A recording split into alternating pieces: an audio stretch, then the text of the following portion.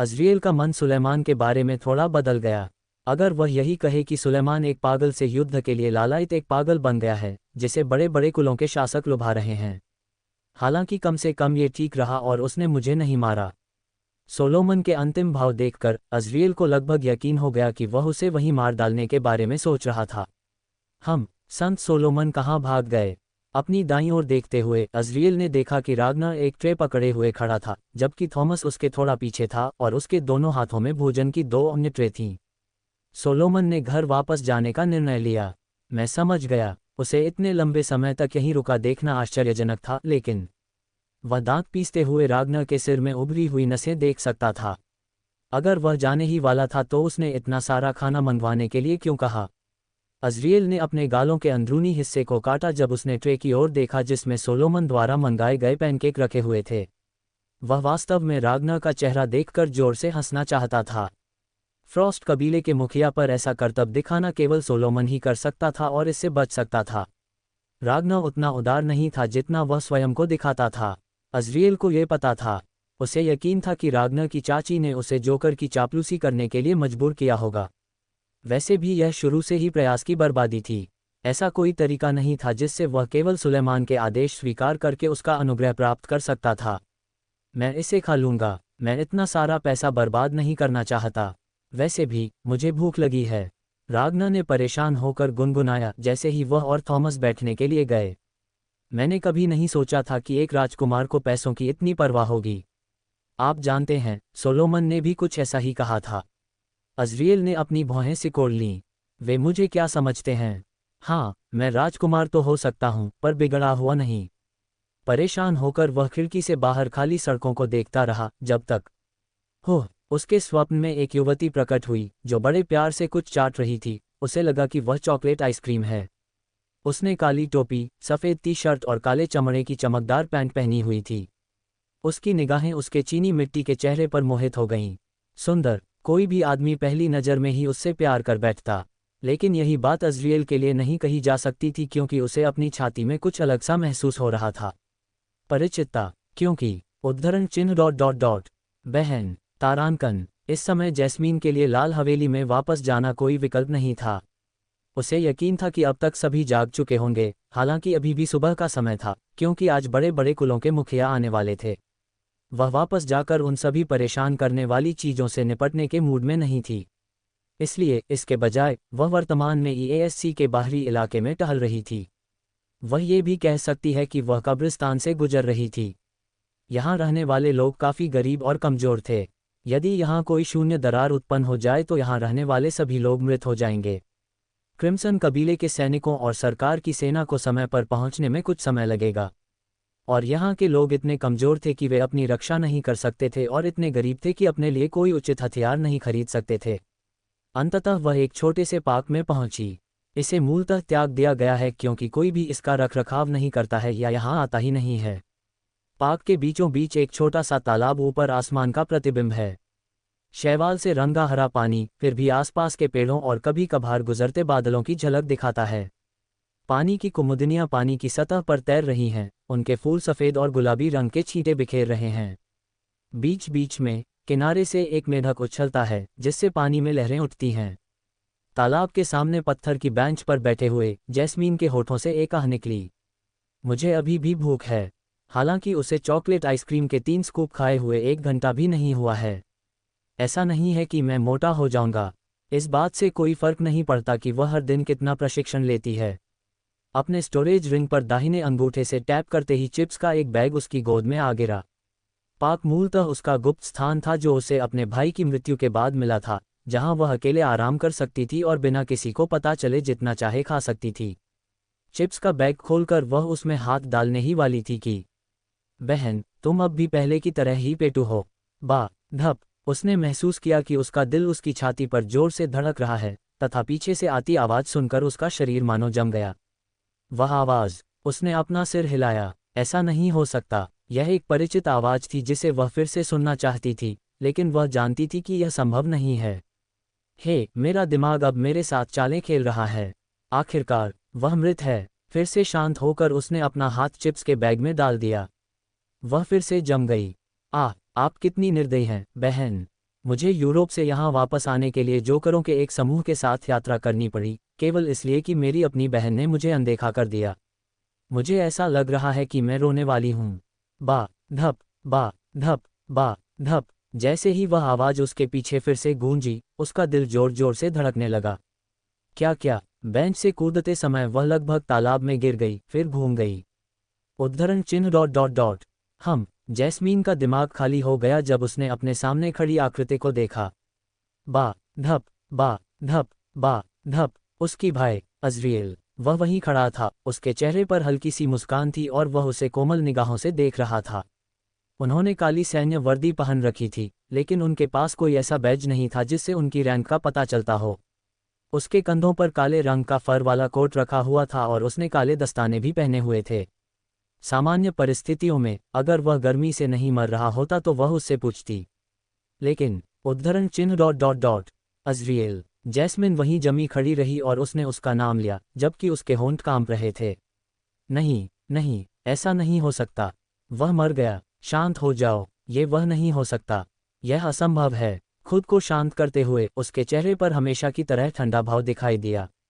ठीक है, हो सकता है कि कोई ऐसा व्यक्ति हो जो अपना रूप बदल रहा हो। अलावा ऐसा हो ही नहीं सकता कि वह कभी इतना सुंदर था। इनकार एक मनोवैज्ञानिक रक्षा तंत्र है जिसमें व्यक्ति वास्तविकता या तथ्यों को स्वीकार करने से इनकार कर देता है। ये व्यक्तियों के लिए असुविधाजनक या कष्टदायक सच्चाइयों से स्वयं को बचाने का एक तरीका है। इनकार विभिन्न तरीकों से हो सकता है। कुछ लोगों के लिए ये किसी लत से इनकार करने जैसा है।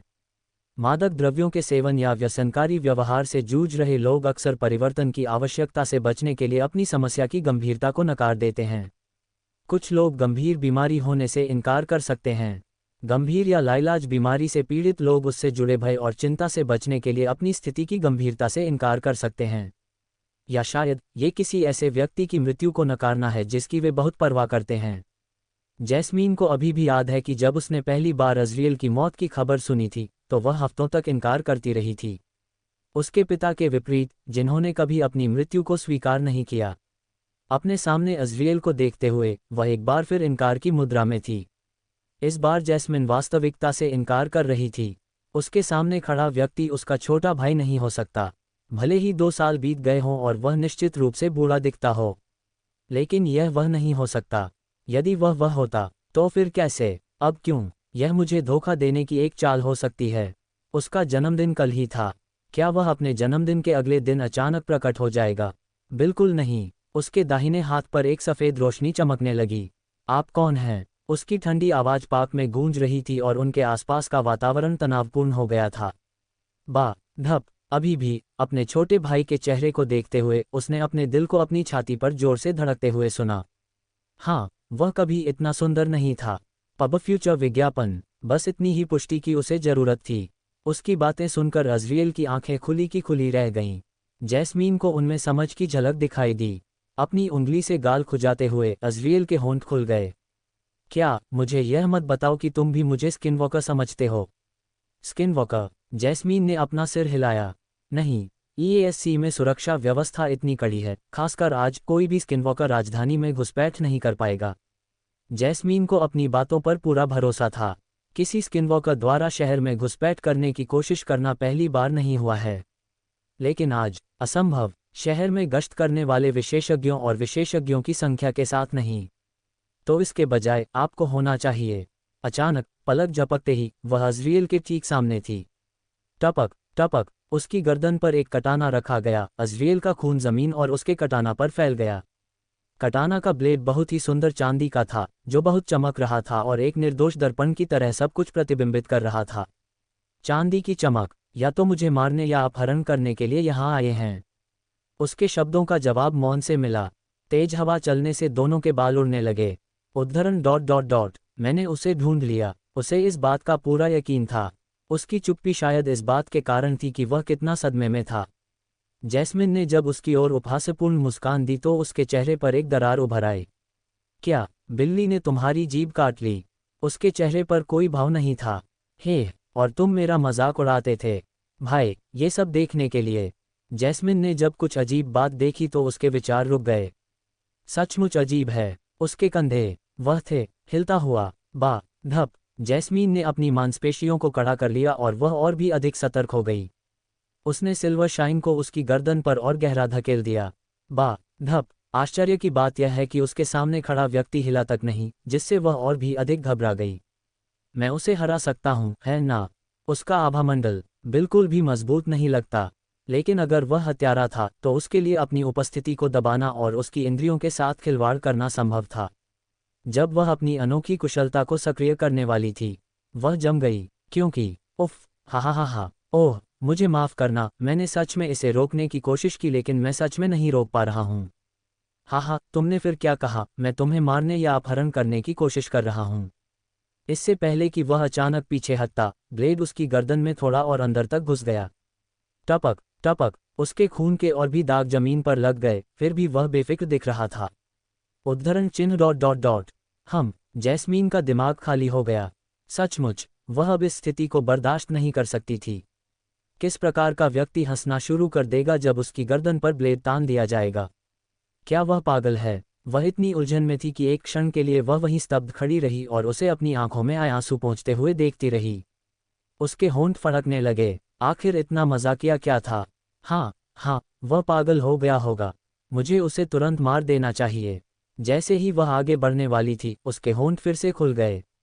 मुझे यह मत बताओ कि इतने समय बाद भी तुम अभी भी वही जासूसी शो देख रहे हो जिनकी तुम्हें लत थी। उसकी बातें सुनकर वह स्तब्ध रह गई। हाँ, आपको सचमुच उन शोज को अपने विचारों पर प्रभाव डालने से रोकना होगा। उद्धरण डॉट डॉट डॉट। उसे कैसे पता? और फिर भी देख रहा है। ऐसा तो नहीं हो सकता, है ना? शायद किसी चमत्कार से ये वास्तव में अज़रिएल था। नहीं, ये सच नहीं हो सकता। वह इसे स्वीकार नहीं करना चाहती थी। लेकिन मेरा मतलब है, सोचो बहन, अज़रिएल को अपनी कनपटियों पर उंगलियां थपथपाते हुए देखा जा सकता था। अगर मैं सचमुच तुम्हें मारने या अपहरण करने आया था तो मैं अभी भी तुम्हारे सामने खड़ा होकर बात क्यों कर रहा हूँ? मैं तुम्हारे जंक फूड से पेट भरने का इंतजार कर सकता था, क्योंकि उस समय तुम सबसे ज्यादा असुरक्षित होते हो। ओह, वैसे पिताजी को शायद इस नए गुप्त स्थान और तुम यहाँ क्या करते हो के बारे में पता होगा। वह जानता है। कोई रास्ता नहीं है, है ना? मेरा मतलब है, आज को छोड़कर मुझे हमेशा यकीन रहा है कि जब भी मैं हवेली में गया था, मैं उसे धोखा देने में कामयाब रहा हूँ। रुको, नहीं, मैं उसकी बात क्यों सुन रहा हूँ? जैस्मिन ने उसे घूर कर देखा, लेकिन इस बार वह उसे उपहासपूर्ण मुस्कान के साथ देख रहा था। हाँ, शायद मुझे सोलोमन को रुकने के लिए कहना चाहिए था या अंकल रागनार को अपने साथ ले आना चाहिए था। जैस्मिन उसे अपने आप से बड़बड़ाते हुए सुन सकती थी। सोलोमन, क्या उसका मतलब संत सोलोमन है? और अंकल रागनार भी यहाँ हैं? बा धप, अगर वे सचमुच यहाँ हैं तो मैंने सोचा कि अगर हम बिना किसी की घूरती निगाहों के साथ यह छोटा सा पुनर्मिलन करें तो बेहतर होगा। मुझे लगता है कि यह असंभव था। असंभव। टपक टपक। अचानक उसे ऐसा महसूस हुआ कि कुछ गीला पदार्थ उसके चेहरे से होते हुए जमीन पर गिर रहा है। उसकी चीख सुनकर अज़रिएल ने फिर से अपना सिर उसकी ओर घुमाया और उसकी ओर चौड़ी आंखों से देखा। वह मुझे ऐसे क्यों देख रहा है? वह उलझन में थी और उसका दिल भारी हो गया था। अपने हाथों को चेहरे की ओर लाते हुए उसने अपनी उंगलियों पर गीलापन महसूस किया। जैस्मीन को अंततः समझ आ गया।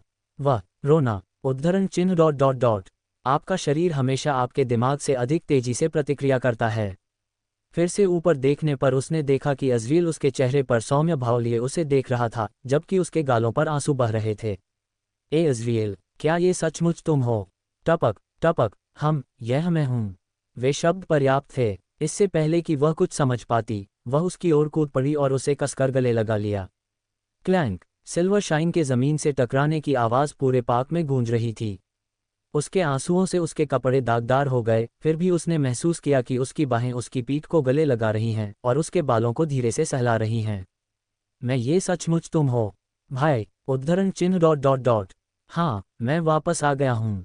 अरे, ये बहुत चुभता है। उसकी गर्दन पर घाव गहरा या गंभीर नहीं था, लेकिन फिर भी ये डंक मार गया। उन्होंने हर चीज से बेफिक्र दिखने की पूरी कोशिश की। अब वह केवल उसके बालों को सहलाता रह सकता था, जबकि जैस्मीन उसके कंधों पर सिसक रही थी। उसकी बाहें उसे कसकर जकड़े हुए थीं, मानो उसे डर हो कि अज़रिएल भाग जाएगा। कम से कम मैं उससे आगे निकल गया हूँ। अपनी यादों से पहले उसे याद आया कि उसकी ऊंचाई भी उसके बराबर थी। अज़रिएल ने पहले ही अपनी गर्दन पर घाव जमा दिया था। वह उसे यह नहीं दिखा सका कि इस तरह की कोई बात उसे दुख पहुंचाती है। उन्हें यकीन था कि वह अधिकांश शारीरिक दर्द को सहन कर सकते हैं। अलावा अब हर किसी की नज़र में वह ऐसा व्यक्ति था जो पूरे 2 साल तक शून्य क्षेत्र में जीवित रहा। कमजोरी दिखाना वह काम नहीं था जो वह कर सकता था। अब उसे उस राजकुमार की तरह व्यवहार करना था जो नर्क से बाहर निकलने के लिए संघर्ष कर रहा था। अभिनय, यह ऐसा कुछ था जिसके बारे में अज़रियल को यकीन था कि वह ऐसा कर सकता है। शायद झूठ बोलने से भी बेहतर। लियो के रूप में वह हाई स्कूल में पूरे 1 साल तक थिएटर क्लब में रहा करते थे। वह इसमें भी काफ़ी अच्छे थे। उन्होंने कई नाटकों में कई बार मुख्य पुरुष भूमिका सहित विभिन्न भूमिकाएं निभाईं।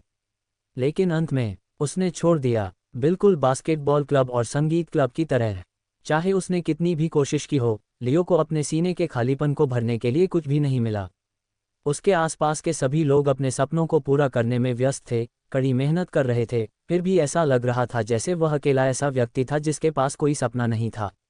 कुछ नहीं। जब वह कुछ नया करने की कोशिश करता तो उसे बस अस्थायी उत्साह ही मिलता था।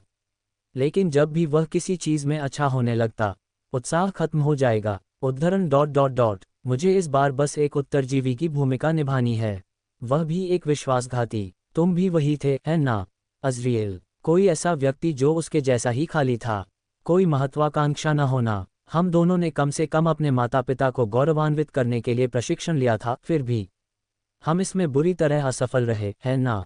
वह पिछले अज़रियल की यादें याद कर सकता था जो लगभग हर रात प्रशिक्षण लेता था। उनके लिए प्रशिक्षण लेने का कोई वास्तविक कारण नहीं था। वह किसी वास्तविक लक्ष्य का पीछा नहीं कर रहा था। उसने बस अपने तरीके से अपने माता पिता को गौरवान्वित करने की कोशिश की। लेकिन उसे वास्तव में कभी मौका नहीं मिला। उनमें से किसी ने भी कभी ऐसा नहीं किया। कैसे? तुम यहाँ कैसे? तुम्हें तो मर जाना चाहिए था। जैस्मीन की कर्कश आवाज़ ने उसे उसके विचारों से बाहर निकाला। वह देख सकता था कि वह अभी भी आंखों में आंसू लिए उसकी ओर देख रही थी। यह एक लंबी कहानी है, लेकिन अंत में अज़रियल ने उसे वही कहानी सुनाई जो उसने सोलोमन और रागनार को सुनाई थी। इतना ही नहीं, बल्कि यह भी कि वह यूरोप में कैसे घुमक्कड़ बन गए, हालांकि उन्होंने क्राइंग फॉग के साथ अपनी मुठभेड़ के बारे में हिस्सा छोड़ दिया। उद्धरण ... मैं एक दिन उस कमीने से अपना बदला लूंगा। उसे इस बात का पूरा यकीन था। किसी कारणवश उसे यह एहसास होता रहता था कि एक दिन वह फिर से उस घृणित व्यक्ति से मिलने वाला है। अपनी बात खत्म करके उसने जैस्मीन के चेहरे की ओर देखा।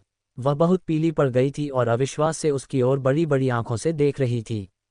अज़रियल को यकीन था कि अगर उसने और कुछ कहा तो वह सचमुच गिर जाएगी। 2 साल? क्या तुमने सचमुच 2 साल शून्य लोक में बिताए? उसका प्रश्न सुनकर अज़रियल ने सिर हिलाया। हाँ, मैंने किया, किसी वैकल्पिक समयरेखा में, शायद, और सिर्फ इसलिए कि आप शून्य क्षेत्र से निकलकर यूरोप में पहुंच जाएं। उद्धरण ...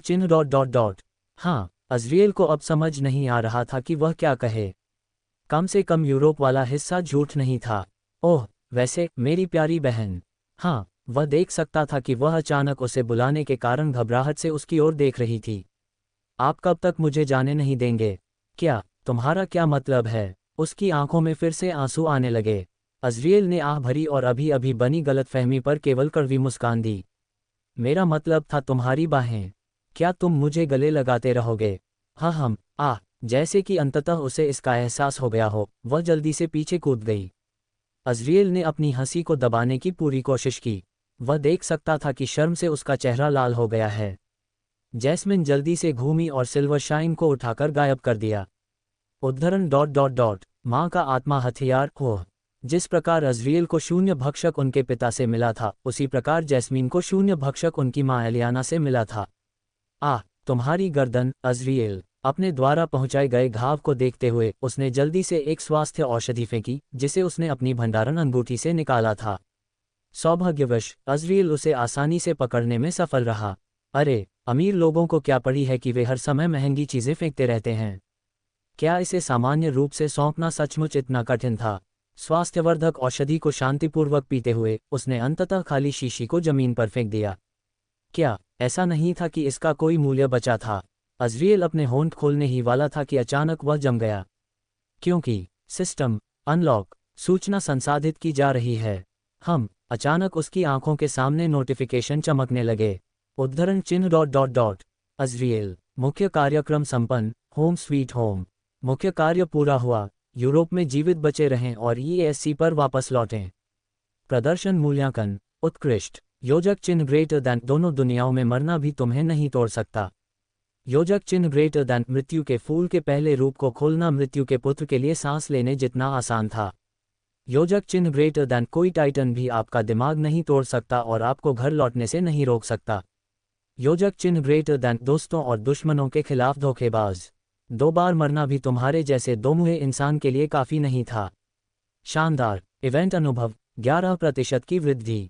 योजक चिन्ह ग्रेटर दैन मन कोर स्तर 2 0% 14% 100%। अज़रियल को अचानक अपने शरीर में एक गर्म आनंदमय ऊर्जा का संचार महसूस हुआ। उसके शरीर में मौजूद मन को नियंत्रित करना और भी आसान हो गया क्योंकि वह गाढ़ा और अधिक सुचारू रूप से प्रवाहित होने लगा। दुर्भाग्य से यह आनंददायक ऊर्जा कुछ ही देर बाद गायब हो गई। खोज पुरस्कार कौशल प्राप्त। योजक चिन्ह ग्रेटर दैन कोर रीपर। स्थिति अपडेट की जाएगी। कथानक बदल दिया गया है। आपका जीवित रहना समय रेखा बदल रहा है। अज़रियल का दिमाग खाली हो गया क्योंकि वह अपने सामने आने वाले संदेशों को समझने की कोशिश कर रहा था। संदेश सुंदर काले और सफ़ेद पैनलों में थे जो उनकी स्थिति के समान रंग के थे। उसका चेहरा मुस्कुराहट से जम गया था। आखिर क्या, ये सब क्या है? उद्धरण चिन्ह ... उद्धरण चिन्ह प्रणाली। उसने सोचा कि उसे एक भी नहीं मिला। वह गलत था, लेकिन उसके पास जो प्रणाली है वह नायक की प्रणाली के समान नहीं है। जरा भी नहीं। ईमानदारी से कहें तो वह इसे सिस्टम भी नहीं कह सकते थे। फिर भी उसके चेहरे पर मुस्कुराहट फैल गई। ईमानदारी से कहूं तो उन्होंने कभी भी किनारे पर बैठकर अपने सामने घटित हो रही हर घटना को देखने की योजना नहीं बनाई थी। अब मुझे कथानक में गड़बड़ी करने के लिए भी पुरस्कार मिलेगा। बढ़िया। अज़रियल, क्या तुम ठीक हो? जैस्मीन की आवाज़ सुनकर वह उसकी तरफ मुड़ा। वह इस पूरे समय उसे अजीब नज़रों से देख रही थी। अरे, उसे तो लगता होगा कि मैं पागल हो गया हूँ। आह, माफ़ करना बहन। मैं किसी बात पर सोच में डूबा हुआ था। यह एक दयनीय बहाना था, लेकिन उनका दिमाग फिलहाल अपने सामने की व्यवस्था पर इतना केंद्रित था कि वे कुछ अच्छा करने की कोशिश नहीं कर पा रहे थे। उद्धरण चिन्ह ... सही। वह उसकी आंखों में दया देख सकता था। हाँ, वह पूरी तरह से सोचती है कि मैं पागल हो गया हूँ। आह, अगर वह सोचती है कि मैं थोड़ा पागल हो गया हूँ तो कम से कम ये 2 साल तक शून्य क्षेत्र में रहने की मेरी कहानी का समर्थन करता है। मैं इस सिस्टम से जुड़ी चीज़ों को बाद में देखूंगा। अपना सिर हिलाते हुए उसने जैस्मीन से बात की। क्या हम अंकल रागना से मिलने चलें? वह अभी भी ग्रैंड मास्टर थॉमस के साथ इंतज़ार कर रहे होंगे। जैस्मिन ने उसकी बात पर सिर हिलाया। मुझे तो ये ठीक लगता है। चलो चलें, हमें उन्हें अब और इंतज़ार नहीं करवाना चाहिए। दोनों साथ साथ चलने लगे। उनके बीच की खामोशी अजीब नहीं थी, बल्कि वह काफ़ी सहज थी। अपने होठों को ऊपर की ओर मोड़ते हुए, जब तक मुझे लगता है कि शून्य क्षेत्र में 2 साल बिताने के बाद भी मेरी अजीब आदतें नहीं बदलीं। उसके शांत शब्द उसके कानों तक पहुंचते हुए सुनकर अज़रियल लगभग अपने पैरों पर लड़खड़ा गया। चाय का प्याला अपने होठों के पास लाते हुए अज़रियल ने महसूस किया कि उसकी स्वाद कलिकाएं खुशी से नाच रही थीं, क्योंकि समृद्ध सुगंध और नाजुक स्वाद एक साथ घुल मिल रहे थे। इस दुनिया की चाय मेरी पिछली चाय से इतनी स्वादिष्ट क्यों है? सचमुच, इसका स्वाद स्वर्गीय था। अज़रियल वास्तव में एक और कप चाय का ऑर्डर देना चाहता था। दुर्भाग्यवश उसे अपना चेहरा छुपाना पड़ा। उसके दाहिनी ओर जैस्मीन बैठी थी, जबकि उसके सामने रागना बैठा था और बाईं ओर थॉमस था। वे उस समय उसी कॉफ़ी शॉप के अंदर थे जहां से अज़रियल ने पहले सोलोमन का पैनकेक टावल लिया था और अपनी बहन के साथ पार्क में जाते समय उसे खा लिया था। अज़रियल चुपचाप सुन रहा था जब जैस्मीन रागना से बात कर रही थी और उसे सुरक्षित घर वापस लाने के लिए धन्यवाद दे रही थी। उद्धरण ... ये थोड़ा शर्मनाक लगता है। ऐसा नहीं है कि यह कोई बुरी भावना थी। वह ऐसी भावनाओं से वंचित था। हालांकि अब मैं परिवार में सबसे छोटा हूँ। इससे वह थोड़ा परेशान हो गया। बस थोड़ा सा। उद्धरण चिन्ह ... तुम्हारा अपने माता पिता से पुनर्मिलन अपेक्षा से पहले ही हो जाएगा, अज़रियल। रागनार की ओर देखते हुए अज़रियल ने प्रश्नवाचक दृष्टि से उसकी ओर देखा। इससे पहले कि वह कुछ पूछ पाता, रागना ने आगे कहा, एक आपात स्थिति आ गई है, इसलिए हमारे जैसे ही सभी प्रमुख पीछे हट रहे हैं। पश्चिमी यूरोप को छोड़कर यूरोप के साथ संचार कुछ मिनट पहले ही फिर से शुरू हो गया है।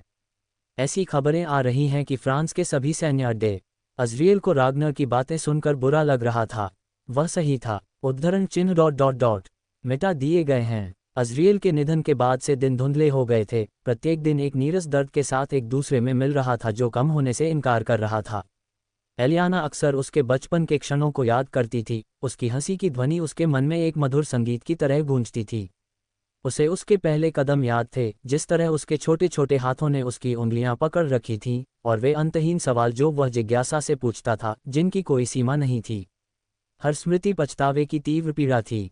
एलियाना अक्सर इस क्षति की प्रकृति और उसके द्वारा थोपी गई क्रूर अंतिमता पर विचार करती थी।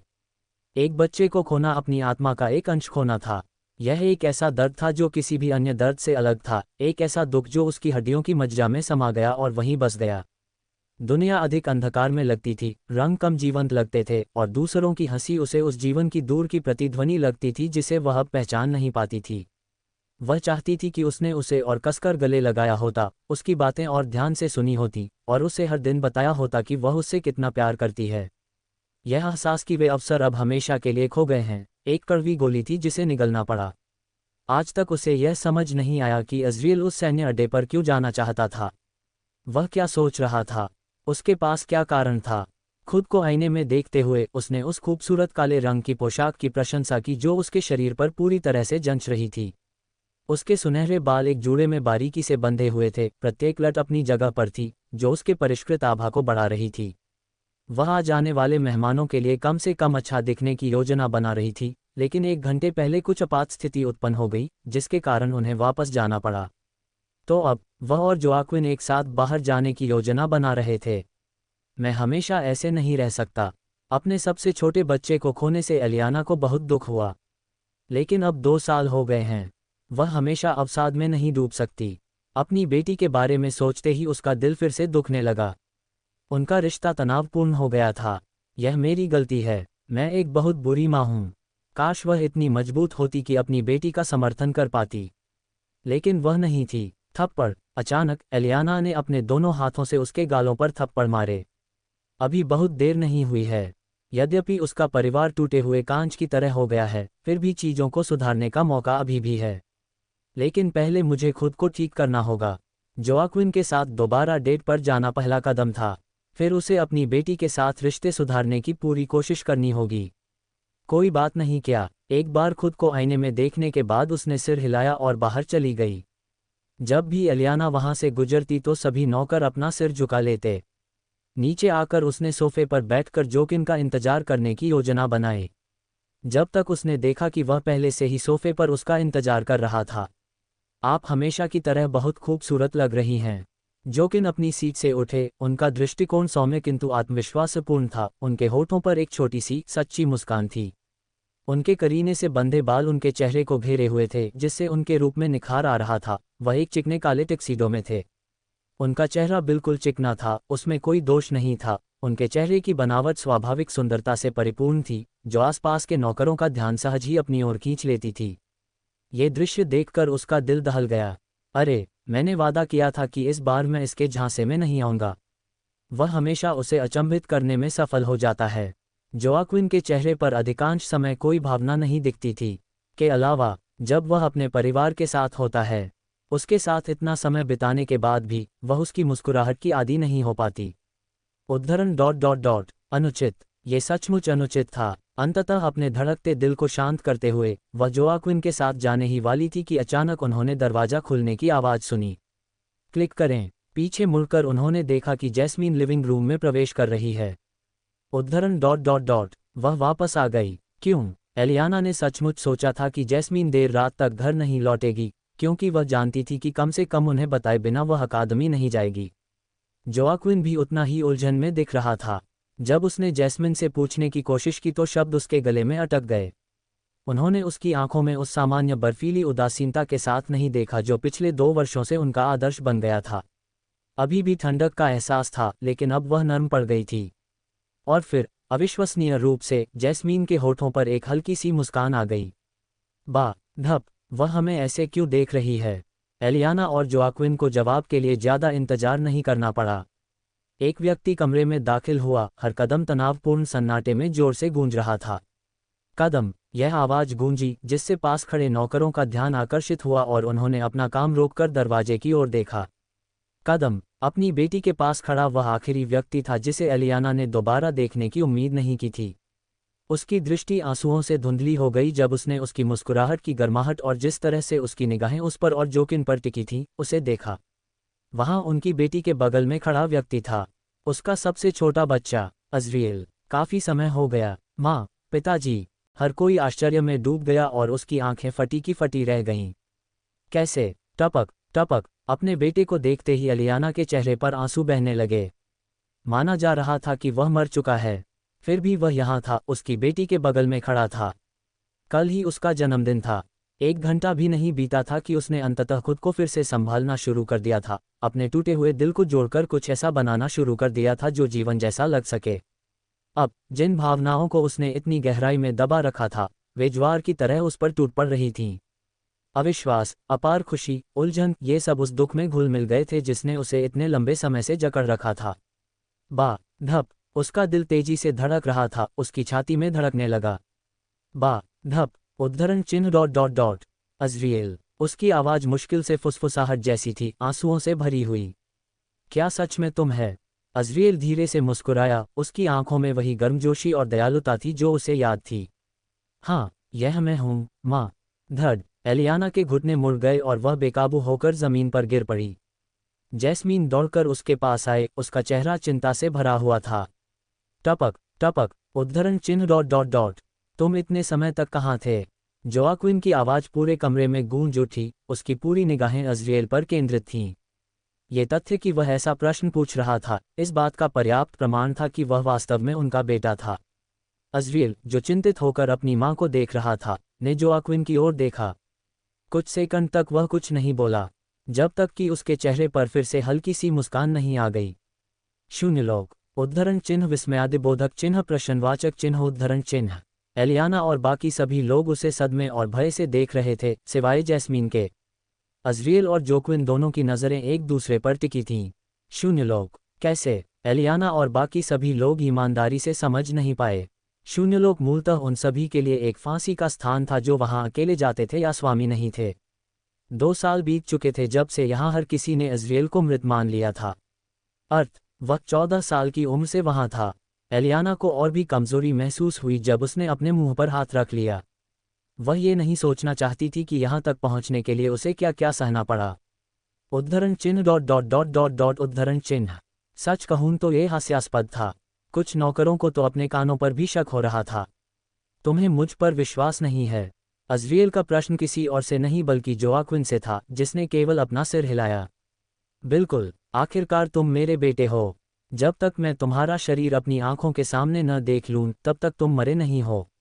जोआक्विन के मुंह से निकले शब्द गर्व और आत्मविश्वास से भरे थे, मानो वो जो कह रहा था वो बस एक तथ्य। उद्धरण चिन्ह डॉट डॉट डॉट। मेरी प्यारी बहन, ऐसा लगता है कि तुम मुझे ये बताना भूल गई कि पिताजी कैसे पागल हो गए हैं। क्या शून्यलोक में इतना लंबा समय बिताने से तुम्हारी यादें धुंधली हो गई हैं? वह हमेशा से ऐसा ही रहा है। जैस्मिन की बातें सुनकर अज़रिएल के होठों से हंसी निकल गई। क्या ऐसा है? ये कहते हुए वह अंततः अपने पिता की नाराजगी को नज़रअंदाज करते हुए अपनी माँ की ओर चलने लगा। उद्धरण चिन्ह डॉट डॉट डॉट। मैं तुम्हें पूरे 2 साल से नहीं देख रहा और तुम मेरे साथ ऐसा व्यवहार कर रहे हो। अपने बच्चों और पति की बातचीत सुनकर एलियाना अनजाने में ही मुस्कुरा उठी। आह, मैं इसे भूल गया। उसने कभी नहीं सोचा था कि ऐसा दिन भी आएगा जब उसे फिर कभी ऐसा कुछ देखने को मिलेगा। अपने बेटे के चेहरे को देखते हुए जो उसे धीरे से देख रहा था, अज़रिएल भी नीचे झुक गई। तुम और भी सुंदर हो गए हो। एलियाना ने अपने दोनों हाथ उसके चेहरे पर रख दिए, उसकी आंखों से आंसू लगातार बह रहे थे। मेरा बेटा। अज़रिएल ने अपने हाथ उसके हाथों पर रख दिए। उद्धरण चिन्ह डॉट डॉट डॉट। मुझे खेद है कि मुझे वापस आने में इतना समय लग गया, माँ। अपनी माँ को गले लगाते हुए, जो उसके बालों को सहलाते हुए उसकी बाहों में चुपचाप सिसक रही थीं, जैस्मीन और जोक्विन उनके पास आए। नौकर पहले से ही चुपचाप जा रहे थे, उन्हें एकांत देने के लिए पर्याप्त समझदारी थी। जब तुम मुझसे दोबारा मिले तो तुम आंसू बहाने के कगार पर नहीं थे। जैस्मीन की नाराज़गी सुनकर अज़रिएल को अपनी हंसी दबानी पड़ी। हालांकि इससे पहले कि वह कुछ कह पाता, उसने अचानक अपने सिर पर किसी का हाथ महसूस किया। ऊपर देखा तो वह उसके पिता थे, जो चेहरे पर हल्की सी मुस्कान लिए उसे गर्मजोशी से देख रहे थे। तुमने बहुत अच्छा किया कि इतने समय तक तुम अकेले ही जीवित रहे। मुझे तुम पर गर्व है अज़रिएल। किसी कारणवश उसे अपनी छाती में कुछ उठता हुआ महसूस हुआ। उसकी दृष्टि भी धुंधली होने लगी। उलझन में पड़कर उसने देखा कि जैस्मीन और जोक्विन उसे आंखें फाड़े देख रहे थे। टपक टपक अपने चेहरे और माँ के कपड़ों को छूते हुए कुछ परेशान करने वाला एहसास पाकर उसने अपना चेहरा छुआ। उसकी उंगलियों में गीलापन महसूस हुआ।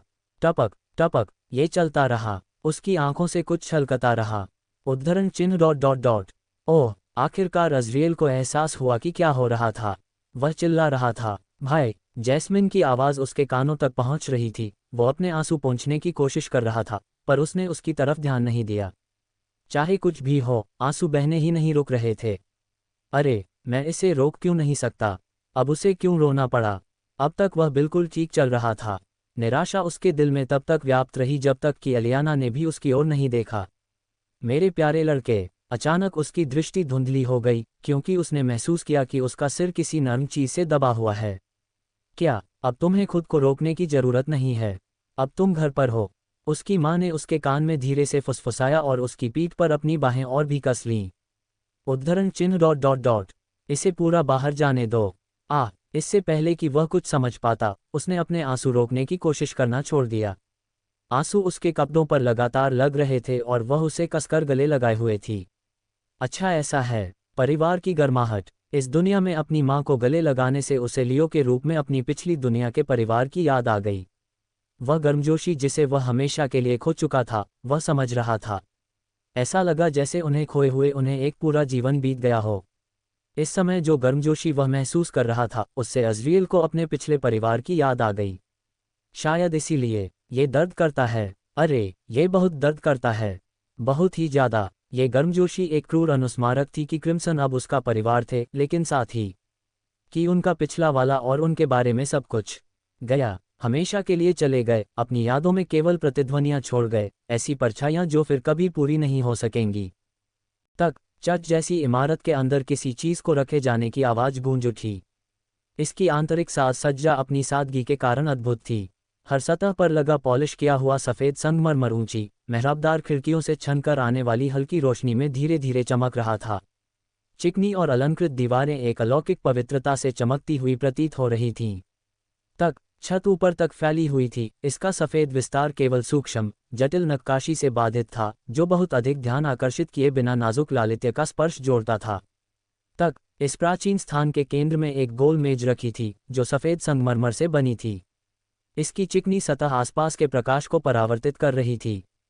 हवा ठंडी और स्थिर थी, जिसमें पत्थर और सन्नाटे की हल्की सी झलक थी। सफ़ेद संगमरमर की एकरूप सुंदरता को भंग करने के लिए कोई बेंच, कोई वेदी, कोई मूर्ति या प्रतीक नहीं थे। गोल मेज के ऊपर एक शतरंज की बिसात रखी थी। गोल मेज के पीछे दो आकृतियां आमने सामने बैठी थीं। दोनों इंसानी लग रही थीं, लेकिन परछाई की तरह बिल्कुल काली थीं, और उनकी आकृतियां आदमियों जैसी लग रही थीं। दोनों एक के बाद एक अपने टुकड़े रखते रहे। मैंने उसकी उपस्थिति का पता लगा लिया है। काले टुकड़ों को हिलाती परछाई ने अचानक सन्नाटा तोड़ा। उसकी आवाज़ बहुत ही नीरस थी। जैसे ही उसके शब्द उसके सामने खड़ी परछाई तक पहुंचे, उसके हाथ में पकड़ा हुआ सफ़ेद टुकड़ा हवा में जम गया। उद्धरण चिन्ह डॉट डॉट डॉट। कहाँ? परछाई बिना अपना शतरंज का मोहरा हिलाए बोली। हालांकि उसकी आवाज़ एकरस लग रही थी, फिर भी उसमें एक खास भावना झलक रही थी। गुस्सा। फ्रांस। अंततः शतरंज की बिसात पर अपना मोहरा रखते हुए वह गुर्राया। फ्रांस, वह गद्दार वहाँ क्या कर रहा है? दूसरी छाया ने अपना सिर हिलाया। मुझे नहीं पता। मैं बड़ी मुश्किल से उसकी मौजूदगी का अंदाज़ा लगा पाया, उसके बाद वह गायब हो गया। जब तक मैं जांच करने गया, वह जा चुका था। यहाँ तक कि वहाँ मौजूद सभी लोगों से पूछताछ करने के बाद भी मुझे कुछ नहीं मिला। क्या फ्रांस में कोई ग्रैंड मास्टर नहीं था? हाँ, लेकिन मुझे उससे निपटने में कोई परेशानी नहीं हुई। तुम निश्चित रूप से मजबूत हो गए हो, लेकिन इसे अपने सिर पर हावी मत होने दो। मुझे पता है, तुम्हें मुझे बताने की ज़रूरत नहीं है। जहाँ तक उस गद्दार की बात है, उसे अभी नज़रअंदाज करो। वास्तव में। हाँ, योजना के अनुसार आगे बढ़ें। छाया ने अपना काला मोहरा रखने से पहले केवल कंधे उचकाए। तुम कहते हो तो। इसके अलावा मैं अब तुम्हें इस जगह पर बुला भी नहीं पाऊंगा। मेरी शक्तियों पर लगी मुहरें अस्थिर होती जा रही हैं। अब ज़्यादा समय नहीं है जब मैं आखिरकार इस घृणित जगह को छोड़ सकूंगा। बहुत अच्छा, मैं महामहिम से आमने सामने मिलने का बेसब्री से इंतजार करूंगा। अब तुम्हें ज्यादा इंतजार नहीं करना पड़ेगा। शह और मात, मैं फिर जीत गया। उद्धरण चिन्ह dot dot dot dot dot उद्धरण चिन्ह। मैं अब विदा लेता हूँ। मैं वादा करता हूँ कि आपको निराश नहीं करूंगा। खड़े होते ही वह छाया, जो अभी अभी सफेद मोहरों से खेल रही छाया के विरुद्ध जीती थी, झुक गई और फिर हवा में गायब हो गई। उसका हाथ हिल गया और उसकी नज़र कुछ सेकंड तक बोर्ड पर टिकी रही। हालांकि मैं पीछे हट रहा था, लेकिन उसके सुधार की दर निश्चित रूप से आश्चर्यजनक रही है, उन्होंने अपनी कुर्सी से उठते हुए खुद से कहा। अब जब उसने अपनी उपस्थिति प्रकट कर दी है, तो समय आ गया है कि मैं कुछ उत्तर पाऊं। उसका दाहिना हाथ सफ़ेद रोशनी से चमकने और टिमटिमाने लगा, और तब उसके हाथ में एक शुद्ध सफ़ेद तीर बन गया, जो उसके छायादार रूप के बिल्कुल विपरीत चमक रहा था। इससे इस जेल से मेरे जाने में देरी होगी, लेकिन मैं भी अधीर हो सकता हूँ। मुझे आश्चर्य है कि क्या तुम फिर से कायरों की तरह भाग जाओगे। स्नैप! तीर के टूटने की आवाज़ खाली हॉल में गूंजती रही, उसके बाद वह उसके हाथ से गायब हो गया। मृत्यु का दूत अज़रिएल को अपने परिवार से मिले हुए 2 दिन बीत चुके थे। पहले दिन के बाद उन्होंने अपने सिस्टम के बारे में और अधिक जानने की कोशिश की, लेकिन दुर्भाग्यवश उन्हें ज़्यादा कुछ नहीं मिला। जब भी वह अपने सिस्टम को पुकारता, तो उसे केवल वही पूर्व संदेश प्राप्त होते जो उसे अपनी बहन से पुनः मिलने पर दृष्टिगत हुए थे। ऐसा लग रहा था कि उसकी प्रणाली नायक की प्रणाली से बहुत अलग थी, लेकिन इससे उसे ज़्यादा आश्चर्य नहीं हुआ। जहाँ तक उस हुनर कोर रीपर की बात है जो उसने हासिल किया था, तो वह उसे ज़रूर आजमाना चाहता था, लेकिन अभी नहीं। वह फिर से इस उथल पुथल में उतरने से पहले कम से कम 1 हफ्ते आराम करना चाहता था। रात काफ़ी हो चुकी थी और अज़रिएल हवा के साथ धीरे धीरे हिलती हुई मुलायम घास पर बैठा था। उसने एक साधारण काली टी शर्ट और पायजामा पहना हुआ था। तारों को निहारते हुए उसने स्वयं को क्रिम्सन एस्टेट के पिछवाड़े में पाया, क्योंकि उसे नींद नहीं आ रही थी। ये कुछ ऐसा था जिसे उसने लियो के रूप में भी अनुभव किया था। जब से उसके पिछले परिवार की मृत्यु हुई थी, तब से उसे लगातार बुरे सपने आते रहे थे। इस दुनिया में भी अज़रिएल उन बुरे सपनों से बच नहीं पाया। जब भी वह सोने की कोशिश करता, उसे उस भयावह रात के दृश्य बार बार आते। उद्धरण डॉट डॉट डॉट शायद मैं इसका हकदार हूँ। अपराध बोध ने उसे खा लिया। ऐसा महसूस हुआ जैसे कोई आवाज़ उसके कानों में फुसफुसा रही थी कि उसने कितनी आसानी से अपने पिछले परिवार को बदल दिया, कैसे उसने कभी उनकी परवाह नहीं की, और कैसे वह उनकी मौत का कारण बना। तभी एक और आवाज़ फुसफुसाई कि यह स्वीकार कर लेना ठीक है कि वे चले गए हैं और उन्हें छोड़ देना चाहिए, कि यह उसकी गलती नहीं थी। क्या तुम छिपकर मुझे देखते रहोगे? अज़रिएल ने धीरे से कहा, उसकी नज़रें अभी भी तारों पर टिकी हुई थीं। एक क्षण के लिए तो केवल हवा का शोर सुनाई दे रहा था। जब तक तुम्हें कैसे पता चला कि मैं यहाँ हूँ? पीछे से एक जानी पहचानी आवाज़ गूंजी, जिसे वह पहचान गया। पापा! उसके मन में एक हिस्सा अजीब महसूस कर रहा था कि वह कितनी आसानी से उसे ऐसा कह रहा था, मानो वह धीरे धीरे अपने नए जीवन को स्वीकार कर रहा हो। उसका दिल खुश हो गया जब उसने अपने पिता की ओर देखा, जो अचानक उसके बगल में खड़े होकर तारों को देख रहे थे। लेकिन वह गर्मजोशी, इससे अज़रिएल को उसी समय अपने आप से घृणा होने लगी। उसने अपना सिर हिलाकर अपने भीतर की उथल पुथल को दूर करने की कोशिश की। मुझे नहीं पता था, मैं तो बस अनुमान लगा रहा था। उद्धरण चिन्ह डॉट डॉट डॉट क्या ऐसा है? ऐसा प्रतीत नहीं हुआ कि जोआक्विन ने उन पर विश्वास किया, लेकिन उन्होंने इस मुद्दे पर आगे जोर नहीं दिया। जब मैंने तुम्हें यहाँ आते देखा, तो मुझे लगा कि तुम पागल हो गए होगे जो इतनी देर से प्रशिक्षण लेकर घर लौटकर अपनी पुरानी आदतों पर लौट आए हो। लेकिन अज़रिएल देख सकता था कि उसके पिता उसकी ओर चिंता से देख रहे हैं। लगता है मैं गलत था। उद्धरण चिन्ह dot dot dot dot dot उद्धरण चिन्ह। अपने पिता की बातें सुनकर अज़रिएल केवल तारों को देखता रह गया। मुझे बताओ अज़रिएल, क्या तुम अब भी हमसे प्यार करते हो?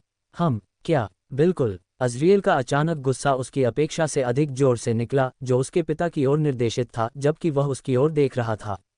अपने बेटे का जवाब सुनकर जोआक्विन बस मुस्कुरा दिए। तो फिर ऐसा क्यों है कि जब भी तुम हमारी ओर देखते हो, मैं तुम्हारी आंखों में देख सकता हूं कि तुम्हारे अंदर कुछ तुम्हें खा रहा है? वह अज़रिएल हिचकिचाया। वह अपने पिता से क्या कह सकता था? बेशक जोकिन को यह एहसास हो गया होगा कि कुछ गड़बड़ है, लेकिन लियो के रूप में अपने जीवन का खुलासा करना तो सवाल ही नहीं था। मुझे बस थोड़ा और समय चाहिए। किस बात का समय है? उद्धरण चिन्ह डॉट डॉट डॉट कबूल करना। आप क्या स्वीकार करने की कोशिश कर रहे हैं? ऐसा लग रहा था कि जोआक्विन इस बार अज़रिएल को आसानी से नहीं छोड़ेगा। बेशक वह चिंतित है। शारीरिक रूप से ठीक दिखने के बावजूद उनका परिवार उनकी मानसिक स्थिति को लेकर बहुत चिंतित रहा होगा। उसके लौटने के बाद से उसकी माँ और बहन ने उसका साथ कभी नहीं छोड़ा। मुझे इससे कोई आपत्ति नहीं है। इस तरह के विचारों ने अज़रियल के अपराध बोध को और भी तीव्र कर दिया। वह अभी भी महसूस कर सकता था कि जोआक्विन की नज़रें उस पर टिकी हैं, जवाब की प्रतीक्षा में। इसलिए मैं वहाँ हमेशा अकेला नहीं था, कम से कम कुछ समय के लिए तो नहीं। शून्यलोक में मेरी मुलाकात कुछ लोगों से हुई। मैं उनमें से कई लोगों के साथ घुल मिल गया, कुछ तो मेरी उम्मीद से भी ज़्यादा। मैं तो उन्हें अपना परिवार भी मानता हूँ। जब अज़रियल बोल रहा था, जोआक्विन चुपचाप सुन रहा था। उसकी अभिव्यक्ति कौतूहलपूर्ण थी। किसी ने भी वास्तव में अज़रियल से यह नहीं पूछा था कि उसने शून्यलोक में क्या सहन किया था। उद्धरण चिन्ह ... मैं उनसे लगभग उतना ही प्यार करता था जितना मैं आपसे, माँ और बहन से करता हूँ। लेकिन कुछ हुआ, मेरे कार्यों, मेरे निर्णयों के कारण वे मर गए। मैंने मूलतः उन्हें मार डाला। जैसे जैसे वह आगे बोलता गया, उसकी आवाज़ भावुकता से भर गई। अब जब मैं यहाँ वापस आ गया हूँ, मैं अपराधी महसूस कर रहे हो? जोआकिन ने अचानक अज़रियल से पूछा। उसने गहरी समझ के साथ अज़रियल की ओर देखा। उसकी मुस्कुराहट के बावजूद उसकी आंखों में दुर्लभ उदासी थी। जब आप हमारे साथ होते हैं तो उनके बारे में सब कुछ याद करके आपको अपराधबोध होता है। यह अपराधबोध आपको अंदर तक तोड़ देता है, ये जानते हुए कि आप ही उनकी मौत की वजह हैं। ऐसा लगता है जैसे अब जब आप हमारे साथ हैं तो उनका कोई महत्व ही नहीं है। ऐसा लगता है जैसे उन्हें आसानी से बदला जा सकता है। अज़रियल ने अपनी आंखें चौड़ी करके अपने पिता को देखा, जबकि जोआक्विन ने अपनी नज़र तारों की ओर घुमाई। उनके शब्द गहरे तक चोट पहुंचाते हैं। उन्हें चोट लगी। मैंने वर्षों में कई लोगों से मुलाकात की है, भाइयों और बहनों। हालांकि हम खून के रिश्ते से बंधे नहीं थे, फिर भी उनके साथ बिताया समय और यादें उतनी ही अनमोल थीं। लेकिन कुछ भी हमेशा के लिए नहीं रहता। कभी कभी हमें ऐसे फैसले लेने पड़ते हैं जिन्हें इंसान का दिल बर्दाश्त नहीं कर सकता, और इसलिए वह टूट जाता है। इसे फिर से बनाने के लिए हम बस यही कर सकते हैं कि जाने दो। अज़रियल चाहकर भी कुछ नहीं कह पाया। उसने कोशिश की, लेकिन उसके शब्द उसके गले में ही अटक गए। उसके पास कहने के लिए कुछ बचा ही नहीं था। इसके बजाय उसे जो करना था वह दिन की तरह स्पष्ट था, उसे छोड़ देना था। अपने हाथों की ओर देखते हुए उसने उन्हें कसकर जकड़ लिया। छोड़ देना दुख देता है, उससे कहीं अधिक जितना वह स्वीकार करना चाहता था। वह डर गया था। जोकिन ने और कुछ नहीं कहा, उसकी निगाहें तारों पर टिकी रहीं। मेरे पास कोई विकल्प नहीं है ना? अतीत से चिपके रहना और भी ज़्यादा दुख देता है। वह जिस दुनिया में था वह निर्दयी थी। वह उसके तैयार होने का इंतजार नहीं करेगा। अज़रियल धीरे से मुस्कुराया। अब उसका दिल थोड़ा हल्का महसूस कर रहा था। मुझे आश्चर्य है कि मैं आखिरकार कब तैयार होऊंगी जाने देने के लिए। शायद वह कभी नहीं होगा, या शायद होगा, ये तो समय ही बताएगा। अपने पिता की ओर देखते हुए वह उन्हें धन्यवाद देने ही वाला था कि तभी उसे कुछ अजीब सा एहसास हुआ। जोआकिन गंभीर भाव से आकाश की ओर गौर से देख रहा था। गलत क्या है? अज़रियल ने उठकर उसके पास खड़े होकर पूछा। अपनी आंखों पर जोर डालने के बाद अंततः उसने उसे देख लिया। कुछ उनकी ओर बढ़ रहा था। ये छोटा था, किसी भी सुप्त या जागृत व्यक्ति के लिए लगभग अदृश्य, जैसे आकाश से गिरता हुआ कोई छोटा तारा। लेकिन उस छोटे से तारे को देखकर अज़रियल की त्वचा में रोंगटे खड़े हो गए। आखिर यह क्या बकवास है?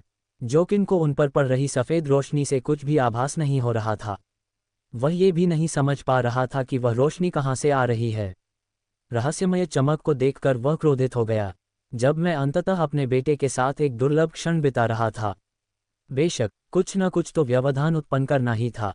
इससे पहले उनके और अज़रियल के बीच कभी भी बातचीत करने के लिए कुछ खास नहीं था।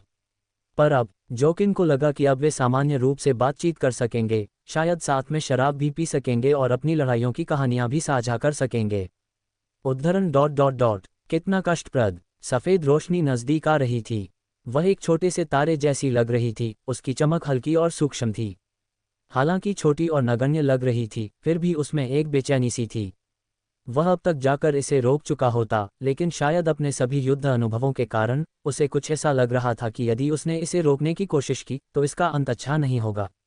यह एक तीर है, तो क्या यह हत्या का प्रयास है? किसी के लिए एक ही तीर से क्रिम्सन कबीले के मुखिया को मारने की कोशिश करना बहुत साहसिक कार्य था। यद्यपि यह उपकरण बहुत शक्तिशाली प्रतीत होता है, परंतु ये पर्याप्त नहीं होगा। धनुर्धारी राजधानी में नहीं है। इससे वह और भी अधिक अशांत महसूस करने लगा। जिसने भी तीर चलाया था वह इतना शक्तिशाली था कि उसे उसकी पहुंच से बाहर से भी मारा जा सकता था। खैर, जो भी हो, मैं अब इसे यहाँ नहीं उतरने दे सकता, है ना? आगे बढ़कर वह कार्रवाई करने ही वाला था कि रुको, पिताजी। अपने बगल में अज़रियल की आवाज़ सुनकर जोआक्विन रुक गया और अपने बेटे की ओर देखने लगा। आश्चर्य की बात यह है कि अज़रियल का ध्यान हर सेकंड करीब आते तीर पर नहीं था। इसके बजाय वह सीधे सामने देख रहा था, मानो कुछ और देख रहा हो। अज़रियल की दृष्टि रेखा का अनुसरण करते हुए जोआक्विन को कुछ भी नहीं मिला। वह क्या देख रहा है? पूछने के बजाय जोकिन केवल उत्सुकता से देखता रहा, उसे निकट आते तीर की भी परवाह नहीं थी। उसने देखा कि अज़रियल की आंखें उसके सामने खुली हवा में घूम रही थीं, मानो वह किसी अदृश्य चीज को पढ़ रही हों। उद्धरण डॉट डॉट डॉट वह कुछ ऐसा देख सकता है जो मैं नहीं देख सकता, है ना? उत्सुकतावश जोआक्विन ने धैर्यपूर्वक प्रतीक्षा की। क्या उसके पास कोई हुनर है? लेकिन वो क्या है? अज़रियल ने उसे रुकने के लिए क्यों कहा था? अंततः अज़रियल ने उसकी ओर देखा। कुछ सेकंड तक अज़रियल उसे देखता रहा। फिर उसने अपनी नज़र चमकते तीर की ओर घुमाई, जो अब अपनी चकाचौंध कर देने वाली चमक से पूरे एस्टेट को रोशन करने लगा था। सचमुच एक टूटते हुए तारे की तरह, जोआकिन ने सोचा, खुश होकर। अंततः अज़रियल ने अपने होंठ खोले। इसके खिलाफ कुछ मत करो। कुछ मत करो? क्यों? जोआकिन ने अविश्वास से पूछा। क्या अज़रियल पागल हो गया था? क्या तुम्हें उत्सुकता नहीं है? अज़रियल ने शांति से उत्तर दिया। बेशक, जोआक्विन भी उत्सुक था, लेकिन क्या सचमुच जिज्ञासा ही उसका मकसद है? तीर अत्यंत रहस्यमय था। जोकिन को इसमें कोई भी मन नहीं महसूस हो रहा था, लेकिन वह जो थोड़ा सा महसूस कर सकता था, मुझे संदेह है कि जो कोई भी मेरे स्तर का नहीं है, वह सीधे प्रहार से बच पाएगा। उद्धरण चिन्ह डॉट डॉट डॉट अच्छा, अंत में जोकिन ने सहमति व्यक्त की और देखा कि पूरा परिसर तीर की चमक से प्रकाशित हो रहा था। एली इसके लिए मुझे मार डालेगी, उसने सोचा, ये कल्पना करते हुए कि उसकी पत्नी उसे कैसे डांटेगी। उसने अज़रियल के कंधे को छूने से पहले उसे घूरा। वाह, अज़रियल ने आश्चर्य व्यक्त करते हुए कहा, क्योंकि दोनों को अचानक बगीचे के पीछे वाले हिस्से में ले जाया गया था। अरे, ये तो उज्ज्वल है। ये है, मैं निश्चित रूप से सारा दोष उस पर डाल रहा हूँ। जोआक्विन ने सोचा, अपने बेटे के निर्णयों के कारण उन्हें किसी भी प्रकार कष्ट नहीं सहना पड़ा। इसलिए, बूम, तीर के लगने से धरती जोर से हिल उठी। उनकी दृष्टि में धूल का एक बादल बन गया। अब वह निश्चित रूप से मुझे मार डालेगी। जोआक्विन घबरा गया। इसका प्रभाव उनकी गणना से कहीं अधिक भयंकर था। अपने दांत पीसते हुए उसने एक बार फिर अज़रियल को घूरा, जो एक अलग भाव से सब कुछ देख रहा था। ये लड़का, मैं चाहे कुछ भी करूं, इसने मुझे अपने साथ घसीट ही लिया है। उसकी पत्नी की तुलना में तीर जरा भी डरावना नहीं था। छी! उसके हाथ के एक झटके से धूल का बादल गायब हो गया। तीर जमीन में पूरी तरह धंस गया था, मानो उसके आसपास कोई नुकसान नहीं हुआ हो। यह अभी भी सफ़ेद चमक रहा था, लेकिन काफ़ी हद तक मंद हो गया था। इसका कोई मतलब नहीं था। जोआक्विन को यकीन था कि इससे कम से कम एक बड़ा गड्ढा या कुछ और तो अवश्य ही बन गया होगा। उस सारी धूल का क्या हुआ? इससे पहले कि वह कुछ और सोच पाता, अज़रियल पहले ही उस ओर बढ़ रहा था। जोआक्विन ने उसे रोका नहीं, वह केवल पीछे से उत्सुकता से देखता रहा। अपने ही बेटे द्वारा ऐसा साहसिक कदम उठाना दुर्लभ था, लेकिन मुझे ये पसंद है। जोआक्विन मुस्कुराया। शून्य क्षेत्र ने स्पष्ट रूप से अज़रियल को बेहतर के लिए बदल दिया था, जो जोकिन को बहुत पसंद आया। लेकिन वह अभी भी गुस्से में था। मैं अपना बदला लूंगा, एक दिन, जब उसे इसकी उम्मीद भी नहीं होगी। चमकते तीर के सामने पहुंचकर अज़रियल ने उसे आसानी से जमीन से उठा लिया। जब उसने ऐसा किया तो तीर की सफ़ेद रोशनी चमकने लगी। जोआकिन ने उसे देखकर अपनी आंखें सिकोड़ लीं।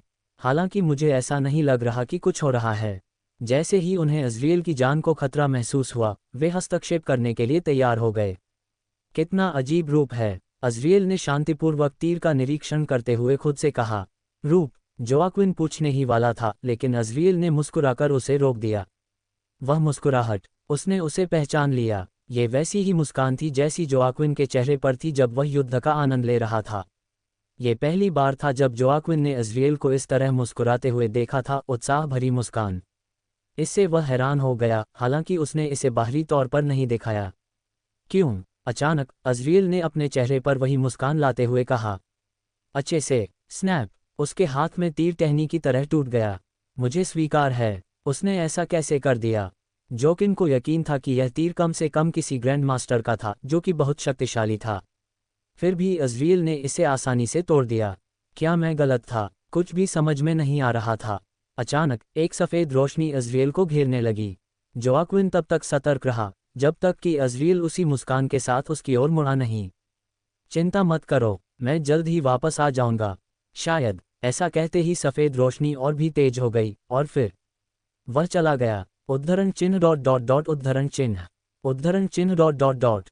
मुझसे कोई गलती हो गई क्या? जोआक्विन ने पूरे समय हस्तक्षेप नहीं किया क्योंकि ऐसा लग रहा था कि अज़रियल को पता था कि वह क्या कर रहा है। क्या मैं गलत था? उसने उसके सिर को हिलाकर रख दिया। उन्हें यकीन था कि जब अज़रियल ने तीर को उनकी ओर आते देखा तो उसे इसका अंदाजा हो गया होगा। लेकिन अभी क्या हुआ? वह ऐसे ही चला गया। मैं उस पर भरोसा कर सकता हूँ, है ना? ऐसा नहीं है कि वह 2 साल के लिए फिर से गायब हो जाएगा। सही, मुझे ऐसा नहीं सोचना चाहिए। जो कुछ भी हुआ वह अज़रियल का अपना निर्णय था और ऐसा लग रहा था कि वह सब कुछ नियंत्रण में था। लेकिन वह मुस्कान। जोआक्विन अब और भी अधिक उत्सुक था कि अज़रियल इतनी मुस्कान के साथ कहाँ चला गया था। एक बार फिर सिर हिलाते हुए वह आगे बढ़ गया। उद्धरण चिन्ह डॉट डॉट डॉट विस्मयादिबोधक चिन्ह उद्धरण चिन्ह। उसकी आंखें चौड़ी हो गईं जब उसने उस स्थान को देखा जहां अज़रियल पहले खड़ा था। एक सुंदर काला क्रॉस, एक निशान। कैसे? उसके सामने जो निशान है, केवल एक ग्रैंडमास्टर ही ऐसा कुछ पीछे छोड़ सकता है। लेकिन ये सामान्यतः एक सफ़ेद निशान था। एक बार कोई ग्रैंडमास्टर बन जाता है तो वह अपने स्वयं के शून्य दरारें खोल सकता है और पृथ्वी पर एक निशान के साथ खुद को लंगर डाल सकता है और यहाँ तक कि शून्य क्षेत्र में भी एक निशान बना सकता है। अच्छा ऐसा है। जोआक्विन को यह समझने में ज़्यादा समय नहीं लगा। वह तीर, यह एक शून्य कलाकृति है। वास्तव में संभवतः वह तीर भी नहीं था। जो व्यक्ति शांतिपूर्ण जीवन जीना चाहता है उसके पास निश्चित रूप से इसके विपरीत करने की क्षमता है। जोआक्विन खुश था, उसे अज़रियल के लिए ज़रा भी चिंता नहीं थी। क्यों? क्योंकि अज़रियल उसका पुत्र था। मैं इंतज़ार करूंगा। ऐसा कहते हुए उसने अचानक पहरेदारों की चीखें और कदमों की आहट सुनी। इस प्रभाव ने स्पष्ट रूप से सभी को जगा दिया था। सही। जोआक्विन ने अपनी पीठ के पीछे मुट्ठी भींच ली। मैं इंतज़ार कर रहा हूँ, लेकिन बेहतर होगा कि तुम जल्दी वापस आओ ताकि मैं तुम्हें खुद मार डालूं। जल्द ही एक और अध्याय। एक गिरजा। यह अज़रियल का पहला प्रभाव था जब वह यहाँ टेलीपोर्ट हुआ। अपने पैरों के नीचे एक ऑब्सीडियन काला क्रॉस छोड़ गया। दीवारें शुद्ध सफ़ेद संगमरमर से चमक रही थीं। ऊंची मेहराबदार खिड़कियां कोमल सफ़ेद रोशनी बिखेर रही थीं। पूरे हॉल में शांति और सुकून का माहौल था। उसके आसपास की हर चीज़ एक ही रंग की थी, सफ़ेद। उसका अपना शरीर काले रंग में लिपटा हुआ था, मानो वह स्वयं एक छाया बन गया हो। वह जितना आगे बढ़ता गया उतना ही उसे अपने आसपास की हर चीज़ की प्रशंसा होती गई, या बेहतर कहा जाए तो इसका अभाव। अज़रियल उत्साहित था। यह ऐसी बात नहीं थी जो पुस्तक के मूल कथानक से संबंधित हो। ये कुछ नया था, कुछ ऐसा जो अभी तक नहीं हुआ था या होना नहीं चाहिए था। और साइड इवेंट, टूटे हुए बंधन, साइड क्वेस्ट, व्हाइट हेवन के निमंत्रण को स्वीकार करें। घटना का अनुभव अप्राप्य। खोज पुरस्कार प्राप्त करने योग्य। योजक चिन्ह ग्रेटर दैन शून्य मन। इनाम कुछ ऐसा था जिसकी उसे निश्चित रूप से जरूरत थी। शून्य मन उपयोगकर्ता को भावनात्मक अलगाव और स्पष्टता की स्थिति प्राप्त करने में मदद करता है। इस अवस्था में भावनाएं निर्णय लेने या निर्णय लेने की क्षमता को प्रभावित नहीं करती, जिससे उपयोगकर्ता लगभग पूरी तर्कसंगतता और एकाग्रता के साथ सोच पाता है। इस कौशल के साथ वह 2 साल तक शून्य क्षेत्र में रहने की अपनी कहानी को और भी आसानी से बेच सकता था। आखिरकार वह व्यक्ति नहीं था जैसा कि हर कोई सोचता था। और युद्ध में अपनी भावनाओं से अभिभूत न होना निश्चित रूप से कुछ ऐसी बात थी जिसकी अज़रियल को आवश्यकता थी। आगे चलते हुए वह अंततः रुक गया, क्योंकि तक एक सफ़ेद संगमरमर की गोल मेज के पीछे छाया में लिपटा एक व्यक्ति बैठा था। तक डॉट डॉट डॉट अकेले शतरंज खेलना। छायादार आकृति को देखते हुए अज़रियल को उसकी शारीरिक भाषा से अनुमान लगाना पड़ा कि वह व्यक्ति या वस्तु उबा हुआ। तक तो क्या ये वही है जिसने मुझे आमंत्रित किया था? लेकिन क्यों? ये पूरा स्थान शुरू से ही अजीब था। मन का घनत्व बहुत अधिक था, फिर भी किसी कारणवश अज़रियल इसका उपभोग नहीं कर सका। बात सिर्फ इतनी ही नहीं थी, वह यहाँ अपनी शक्तियों का उपयोग भी नहीं कर सका, वीडियो गेम में नो किल जोन की तरह। लेकिन क्या यही नियम उसके सामने खड़ी आकृति पर भी लागू होता है? यदि नहीं, तो अज़रियल मृत के समान है। उसकी निगाह को देखते हुए उस छायादार आकृति ने अपना सिर अज़रियल की ओर घुमाया। बा धप। अज़रियल अपने कानों में अपने दिल की धड़कन को जोर से धड़कते हुए सुन सकता था। निश्चित रूप से यह मुझे नहीं मारेगा, है ना? इसका कोई मतलब नहीं होगा। सिस्टम उसे ऐसा कार्य क्यों देगा जिसमें उसे मरना होगा? हालांकि मेरे पास अभी भी रीडोप है, लेकिन फिर भी वह इसका उपयोग नहीं करना चाहता था। इतनी जल्दी नहीं। उद्धरण चिन्ह डॉट डॉट डॉट। तुम सचमुच आए थे। यद्यपि वह उसका चेहरा नहीं देख सका, लेकिन अज़रियल को यकीन था कि वह आकृति। हैरान, उसकी आवाज़ अविश्वास से भरी थी। बेशक मैं आऊँगा। इतने शानदार तरीके से मुझे आमंत्रित करने के बाद ऐसा न करना अशिष्टता होगी। हालांकि मैं इसके बजाय एक पत्र को प्राथमिकता देता। कुछ सेकंड तक कोई प्रतिक्रिया नहीं हुई। हॉल में बस सन्नाटा छा गया। जब तक उद्धरण चिन्ह डॉट डॉट डॉट विस्मयादिबोधक चिन्ह उद्धरण चिन्ह। हॉल जोर से हिल रहा था। संगमरमर के फर्श पैरों तले हिल रहे थे। झूमर बेतहाशा हिल रहे थे। उनके कांच के टुकड़े आपस में टकरा रहे थे, मानो भयावह पवन घंटियां बज रही हों। छत पर तेज चटकने जैसी आवाज के साथ दरारें पड़ गईं। दीवारें कराह उठीं और चरमरा उठीं, मानो किसी भी पल ढह जाएंगी। उसके चारों ओर हर जगह से एक गहरी, अशुभ गड़गड़ाहट आती हुई प्रतीत हो रही थी, जिससे ऐसा लग रहा था जैसे इमारत स्वयं जीवित है और पीड़ा में है। क्या अज़रियल को अपना संतुलन खोने से बचाने के लिए अपना सब कुछ झोंकना पड़ा। अशिष्ट, हाँ अशिष्ट, अब आप कहते हैं। अज़रियल को उस आकृति को देखने की भी ज़रूरत नहीं थी। बस उसकी आवाज़ ही काफ़ी थी अज़रियल के लिए ये जानने के लिए कि वह गुस्सा, आग बबूला। लेकिन क्यों? उसने ऐसा क्या किया जिससे यह अपमान हुआ? इतने समय के बाद आप अंततः यहाँ वापस आए, और आप ये कह रहे हैं। उस व्यक्ति का शरीर कांप रहा था, क्रोध से उबल रहा था। वह किस बारे में बात कर रहा है? अज़रियल को यह बिल्कुल भी समझ नहीं आया कि इसका क्या मतलब है। वह व्यक्ति खड़ा हुआ और उसकी ओर बढ़ने लगा। कदम, यद्यपि पूरी इमारत हिलती रही, फिर भी छाया को कोई परेशानी नहीं हुई। कदम, बा, धप, हर कदम की गूंज पूरे हॉल में गूंज रही थी।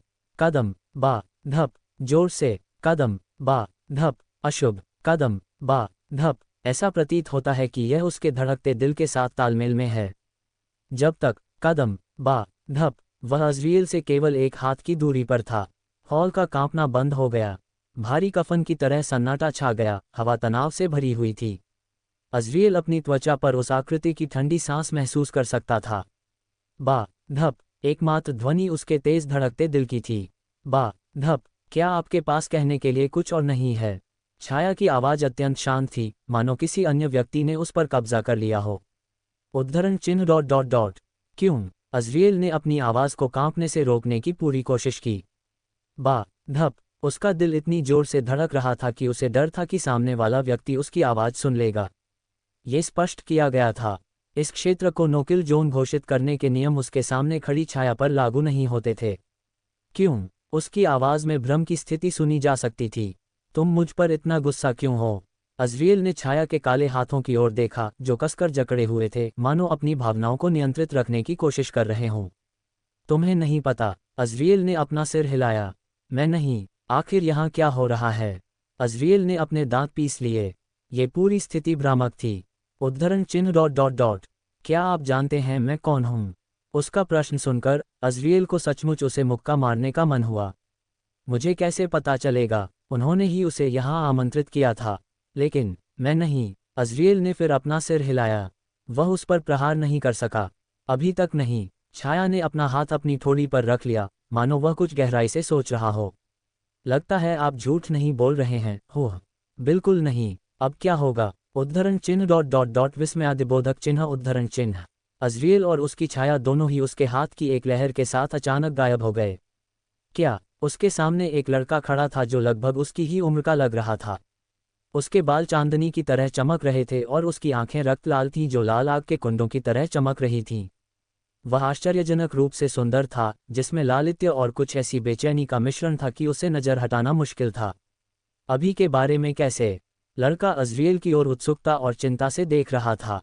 बा, धप, अज़रियल एक बार फिर अपने दिल की धड़कन सुन सकता था, लेकिन इस बार यह डर के कारण नहीं था। यह क्या है? वह समझ नहीं सका। ऐसा महसूस हुआ जैसे वह अपने सामने खड़े व्यक्ति को पहचान तो रहा था, लेकिन साथ ही उसे पहचान नहीं पा रहा था। जैसे वह किसी चीज़ को पकड़ने ही वाला था कि आखिरी क्षण में वह छूट गई। वह था निराशाजनक, अविश्वसनीय रूप से ऐसा। मैं समझ गया। अब मुझे सब कुछ समझ आ गया है। अज़रियल लड़के चांदी के बालों वाले लड़के के सामने बैठे हुए अज़रियल को समझ नहीं आ रहा था कि क्या कहे। जब से वह वहां पहुंचा, एक के बाद एक आश्चर्य होता रहा। कितना पागल आदमी है। मेरा मतलब है, जो उस व्यक्ति पर हमला करने वाला है जिसे उसने आमंत्रित किया था। शायद उसे अपने पिता के साथ ही रहना चाहिए था। अब और अधिक मौन सहन न कर पाने के कारण अज़रियल बोला। उद्धरण चिन्ह डॉट डॉट डॉट। आपका क्या नाम है? लड़के ने कुछ बार उसकी ओर पलकें झपकाईं, मानो वह अभी भी अज़रियल द्वारा कही गई बात को समझ रहा हो। सिर हिलाते ही उसके चेहरे पर समझदारी का भाव आ गया। इस आदमी को क्या हो गया है? उद्धरण चिन्ह डॉट डॉट डॉट। नोल, मेरा नाम नोल है। अज़रियल ने स्वीकृति में सिर हिलाया।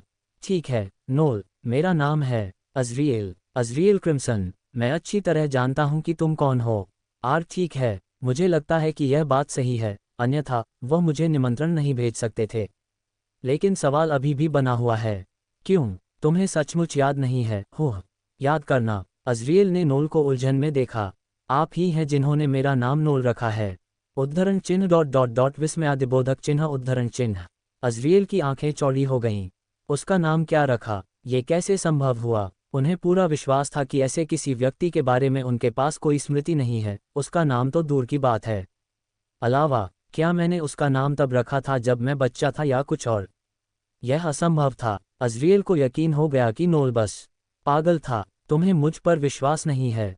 मैं नहीं। उसने ऐसा कैसे किया? कम से कम ये कहा जा सकता है कि यह हास्यास्पद था।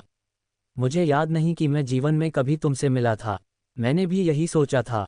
नोल कुछ सेकंड के लिए चुप हो गया, जब तक कि उसके होठों से एक थका हुआ आह नहीं निकल गया। उद्धरण चिन्ह डॉट डॉट डॉट। मुझे लगता है कि हमें शुरुआत से शुरू करना चाहिए।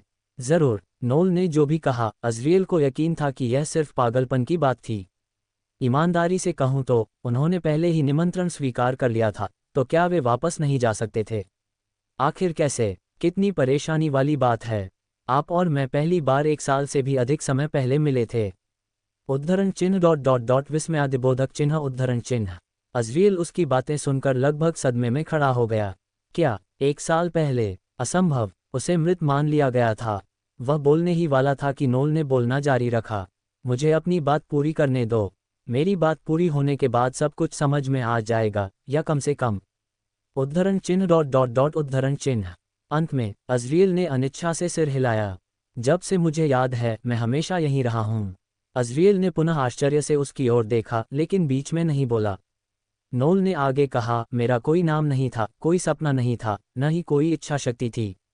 सीधे शब्दों में कहें, मैं एक खाली खोल था। उसकी आंखें अज़रियल के ऊपर टिकी थीं, जबकि उसके होंठ धीरे से ऊपर की ओर मुड़े हुए थे, अपने सुदूर अतीत को याद कर रहे थे। इस जेल में एक ही समय में एक वार्डन और एक कैदी बंद हैं। यहाँ समय अजीब है। यह बाहर की तुलना में धीमी गति से बहता है, लेकिन यहाँ एक दिन 10 साल जैसा लगता है, जबकि 10 साल एक दिन जैसा लगता है। उसने जो कहा उससे अज़रियल उलझन में पड़ गया, लेकिन साथ ही उसे लगा कि नोल सही था। ऐसा महसूस हुआ कि समय के प्रति उनकी धारणा गड़बड़ा रही थी। मुझे जल्द ही निकलना होगा। फिर एक दिन तुम यहाँ आए। पहली इंसान जिसे मैंने कभी देखा था। तुम थके हुए और घायल लग रहे थे, फिर भी आराम करने की जगह पाकर राहत महसूस कर रहे थे। वह जितना अधिक बोलता गया, अज़रियल उतना ही अधिक भ्रमित होता गया। वह पहले ही समझ चुका था कि यह एक अलग स्थान है। वह इस स्थान पर कैसे पहुंचा? ये बात नहीं बनी। मेरे पास तुम्हें ठीक करने का कोई जरिया नहीं था, इसलिए तुम ठीक होने तक मेरे साथ यहीं रहे। अगर मैं अंदाज़ा लगाऊं, तो तुम्हें उन चोटों से उबरने में पूरे 4 महीने लगे होंगे। अज़रियल ने ठंडी सांस ली। 4 महीने? वह कितना घायल था। उन 4 महीनों में आपने मुझे शून्य लोक और पृथ्वी के बारे में सब कुछ सिखाया। आपने मुझे नाम दिया, मेरा मार्गदर्शन किया और मुझे सपने दिए। उन्होंने अपने साथ बिताए समय के बारे में इतनी भावुकता से बात की कि अज़रियल को उन पर विश्वास होने लगा। दुर्भाग्य से नोल ने अचानक मुंह बना लिया। कुछ भी हमेशा के लिए नहीं रहता। आपकी चोटें ठीक हो गईं और आप पूरी तरह से ठीक हो गए। अब आपके जाने का समय हो गया था। बेशक मेरी इजाज़त के बिना आप यहाँ से नहीं जा सकते थे, लेकिन उसकी आंखें अज़रियल से मिल गईं। तुमने मुझसे एक वादा किया था। ये कहते हुए नोल ने अचानक अपना दाहिना हाथ उठाया और उसमें से एक अंगूठी निकाली। उद्धरण चिन्ह डॉट डॉट डॉट विस्मयादिबोधक चिन्ह उद्धरण चिन्ह। अंगूठी, यह अज़रियल की थी। उसकी वह संग्रहण अंगूठी जो उसे उसके माता पिता से उसके 13वें जन्मदिन पर मिली थी। खनक, अंगूठी संगमरमर की मेज पर कुछ देर तक घूमती रही और अंत में एक मधुर गूंजती हुई झनकार के साथ स्थिर हो गई। इसकी ऑब्सीडियन सतह ने हॉल की सारी रोशनी को लगभग सोख लिया था। अज़रियल ने आश्चर्य और भ्रम से उसकी ओर देखा। कैसे? आपने इसे मुझसे एक वादे के तौर पर दिया था। एक वादा कि आप वापस आएंगे और यह आपकी याद दिलाने के लिए था जिन्हें मैं अपना स्वामी मानता हूँ। नोल ने शांति से बात की, लेकिन प्रत्येक शब्द ने अज़रियल को विपरीत महसूस कराया। आपकी मदद से मुझे ये भी पता चला कि मैं यहाँ क्या कर सकता हूँ और यह जगह व्हाइट हेवन कैसे मेरी अनोखी योग्यता है। मैं लोगों को यहाँ आने के लिए आमंत्रित कर सकता हूँ, हालांकि इससे मेरी मानसिक शक्ति पर असर पड़ता है, और जो कोई भी इसे स्वीकार करता है उसे यहाँ अपनी शक्तियों का उपयोग करने की अनुमति नहीं है। नोल ने खतरनाक तरीके से अपनी आंखें अज़रियल की ओर सिकोड़ लीं, जिससे उसे ठंडा पसीना आ गया। फिर भी जब भी मैंने तुम्हें आमंत्रित किया तुमने कभी स्वीकार नहीं किया। मुझे लगने लगा था कि तुमने मुझे छोड़ दिया है, लेकिन ऐसा नहीं था कि तुमने मुझे छोड़ दिया था, तुम बस मुझे भूल गए थे।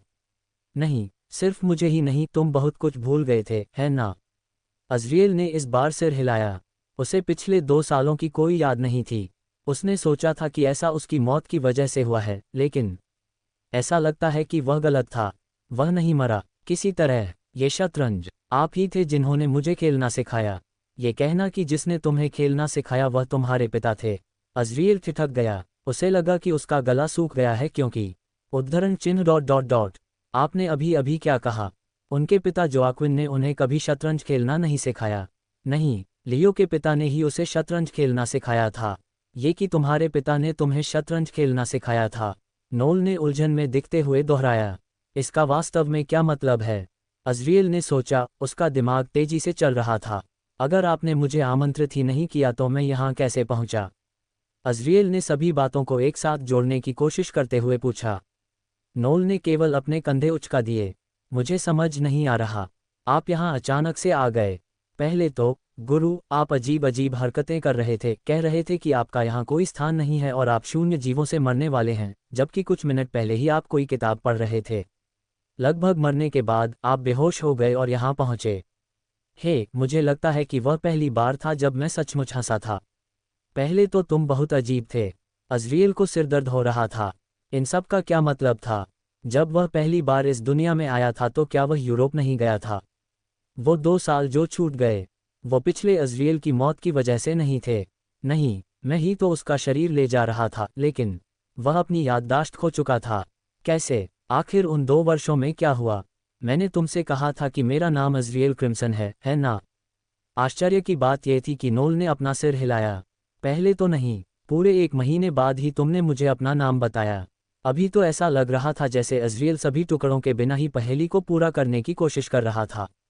मुझे एक अलग दृष्टिकोण खोजने की ज़रूरत है। आप किसी व्यक्ति को कैसे आमंत्रित कर सकते हैं? किसी व्यक्ति को व्हाइट हेवन में आमंत्रित करने के लिए मुझे 2 शर्तें पूरी करनी होंगी।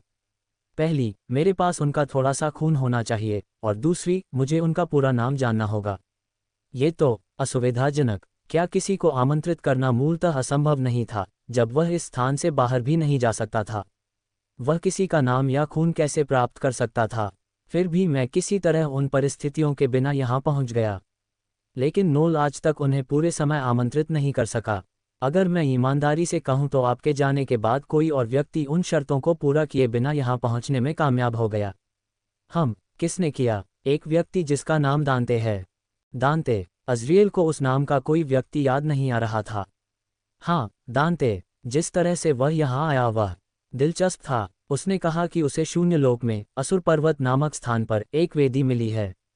यहाँ पहुँचते ही उसने सोचा कि मैं कोई देवदूत या कोई ऐसी चीज़ हूँ जो उसे शक्तियाँ प्रदान करेगी, और इसलिए मैं बस इसके साथ चला गया। इस बार अज़रियल ने बस उसे खाली नज़रों से देखा। तो उसने झूठ बोला। मेरे लिए सूचना का स्रोत बनने और मुझ पर उपकार करने के बदले में मैंने उससे कहा कि जब सही समय आएगा तो मैं उसे आशीर्वाद दूंगा। कैसा एहसान! देखिए, उसके पास एक ऐसा हुनर है जिससे वह किसी व्यक्ति का खून खोज सकता है, इसलिए मैंने उसे आपका खून दे दिया। कुछ दिन पहले उसे फ्रांस में आपके बारे में पता चला, लेकिन आप अचानक फिर से गायब हो गए। अज़रियल ने अपनी आंखें सिकोड़ लीं। कुछ दिन पहले सभी सैन्य अड्डे नष्ट हो गए। क्या यह उसकी वजह से हुआ? नोल ने केवल शांति से सिर हिलाया, जैसे कि यह कोई बड़ी बात नहीं थी। हाँ, ऐसा ही था। उसे अपनी प्रतिष्ठा बनाए रखनी थी, क्योंकि वह वहां जाकर खाली हाथ उस संगठन में नहीं लौट सकता था जिससे वह जुड़ा हुआ है। संगठन? अज़रियल को बहुत बुरा लग रहा था। वह किस संगठन से संबंधित है? कृपया ऐसा मत कहिए। मुझे लगता है इसका नाम नियोजेनेसिस था। लानत है। नियोजेनेसिस एक ऐसा संगठन जो पहली शून्य पीढ़ी से ही अस्तित्व में है। किसी कारण से वे पृथ्वी को शून्य क्षेत्र में निगल जाने देने पर तुले हुए हैं। इसके अलावा ये संगठन एशिया के लगभग आधे हिस्से के विनाश के लिए जिम्मेदार होगा। अज़रियल को पहले से ही पता था कि अगला मुख्य कार्यक्रम क्या होने वाला है। प्रवेश परीक्षा के ठीक बाद वे एक यात्रा पर निकलेंगे और निश्चित रूप से नियोजेनेसिस हमला करेगा, जिसका उद्देश्य भविष्य के नायकों से छुटकारा पाना होगा। हाँ, वह व्यक्ति, क्या वह अभी भी मुझे ट्रैक कर सकता है? नोल ने अपना सिर हिलाया, जिससे अज़रियल को राहत महसूस हुई। नहीं, उसका हुनर सिर्फ तभी काम करता है जब वह तुम्हारा खून पीता है और उसे हर महीने रिचार्ज करने की ज़रूरत होती है। इसलिए हम महीने में सिर्फ एक बार मिलते थे और पिछली मुलाकात में मैंने उसे तुम्हारा खून नहीं दिया था। मैं तुम्हें ढूंढने का काम पूरा कर चुका था। ये निमंत्रण मेरा अंतिम प्रयास होना चाहिए था। किसको पता था कि तुम और मैं आखिरी क्षण में फिर मिलेंगे। उद्धरण चिन्ह dot dot dot dot dot उद्धरण चिन्ह। वह व्यक्ति दांते, जो फ्रांस के सभी सैन्य ठिकानों को नष्ट करने वाला है, नियोजेनेसिस में उसका क्या पद है? नियोजेनेसिस में एक सख्त पदानुक्रम था जिसका सभी लोग पालन करते थे। आरंभ, अनुचर, शून्य स्पॉन्स, लागू, शून्य कमांडरों, ग्रैंड एग्जीक्यूटर्स, हेप्टाक्स, दूसरा सबसे ऊंचा पद, जिसमें 7 शक्तिशाली नेता होते हैं, जिनमें से प्रत्येक को प्रमुख कहा जाता है। सुप्रीम आर्कन, नियोजेनेसिस के पीछे का पूर्ण नेता और मास्टरमाइंड। खैर, जब हम पहली बार मिले थे तब वह सिर्फ एक एनफोर्सर था। अब वह वार्ड कमांडर के पद तक पहुंच गया है। हो सकता है कि फ्रांस में किए गए उस स्टंट के बाद उसे ग्रैंड एग्जीक्यूटर के पद पर पदोन्नत कर दिया जाए। अज़रियल को अब समझ नहीं आ रहा था कि कैसा महसूस करे। फ्रांस के वो सैनिक असल में उसकी वजह से ही मरे थे। ठीक है, ये पहली बार नहीं होगा जब कोई मेरी वजह से मरेगा, है ना? वह जानता था कि वह किस प्रकार की दुनिया में है। उसकी पिछली दुनिया की नैतिकताएं, वे यहाँ काम नहीं करेंगी। मैंने उससे कहा कि एक बार वह हेप्टाक बन जाए तो मैं उसे अमरता का आशीर्वाद दूंगा। उफ, मानो मैं सचमुच ऐसा कर सकता हूँ। उद्धरण चिन्ह dot dot dot dot dot उद्धरण चिन्ह। कितना बेशर्म आदमी है। क्या उसे यह एहसास नहीं था कि उसने भविष्य में एक शत्रु बना लिया है? इंतज़ार, क्या वह मेरा नाम जानता है? सौभाग्यवश नोल ने अपना सिर हिला दिया। नहीं, मैंने उसे सिर्फ तुम्हारा खून दिया था और उसे सख्ती से आदेश दिया था कि वह उसे पहचाने नहीं। अगर वह तुम्हें पा भी लेता तभी पता लगा पाता कि तुम कौन हो। अच्छा, क्या तुम्हारे पास अभी भी दांते का खून है? अज़रियल ने पूछा। नोल ने सिर हिलाया। हाँ, मेरे पास अभी भी इस अंगूठी के अंदर कुछ रखा है, साथ ही तुम्हारा भी कुछ हिस्सा है। संगठन के अंदर किसी व्यक्ति का होना अत्यंत उपयोगी हो सकता है। ऐसा नहीं लगता कि वह मेरी खोई हुई यादों को वापस लाने में मेरी मदद कर सकता है। यह महज एक गौण घटना कैसे हो सकती है? यह एक मुख्य कार्यक्रम के समान ही महत्वपूर्ण लगा। मुझे कुछ और जानने की आवश्यकता है। हालांकि उन्हें सचमुच उम्मीद थी कि यह सब कुछ होगा। वह सचमुच पागल हो सकता है। नहीं, मुझे इस समय याद नहीं आ रहा। क्यों? क्या तुम वापस जाना चाहते हो? अज़रियल ने सिर हिलाया। हाँ, अब तक तो मेरा परिवार चिंतित हो गया होगा। माँ मुझे मार डालेगी। तुम्हारा परिवार? ठीक है, मालिक भी एक राजकुमार है। बेशक, वह है। नोल की आंखों में अजीब प्रशंसा देखकर अज़रियल को बेचैनी महसूस हुई। ठीक है, चलो तुम्हारे परिवार से मिलते हैं। नोल अचानक चिल्लाया, खड़ा हुआ और उस ओर चला गया जहां अज़रियल ने प्रवेश किया था। उसके परिवार से मिलो। इंतज़ार। अज़रियल खड़ा हुआ और उसके पीछे भागा।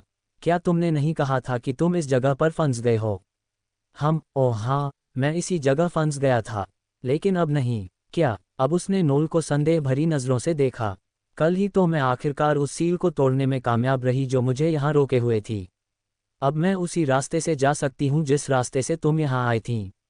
बस कल ही तो हुआ था। समय बिल्कुल सही था, लगभग बहुत ही सही। यह अजीब है ना गुरुजी?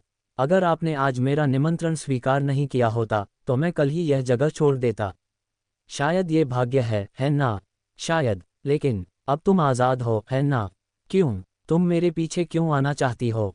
नोल अंततः इस स्थान को छोड़ सकता था, फिर भी उसने अज़रियल के आने का इंतजार किया। और अब जब वह ऐसा कर चुका है तो वह उसके साथ उसके परिवार के पास जाने का इरादा रखता है। क्या वह सचमुच यही चाहता है? क्योंकि आप मेरे स्वामी हैं। अज़रियल ने उसकी ओर देखा। नोल ने अचानक उसे जो गंभीर नज़र से देखा था, उसे देखकर उसकी आंखें फटी की फटी रह गईं। आप शायद अपनी यादें भूल गए होंगे, लेकिन मैं नहीं। चाहे कुछ भी हो, आप अब भी मेरे गुरु हैं, वही जिन्होंने मुझे सब कुछ सिखाया है, और मैं आपकी मृत्यु तक आपका अनुसरण करने का इरादा रखता हूँ। इसके अलावा आपके साथ रहना, गुरु। मुझे शक है कि यह कभी उबाऊ होगा। ऐसा नहीं होगा। क्या आप वास्तव में यही चाहते हैं?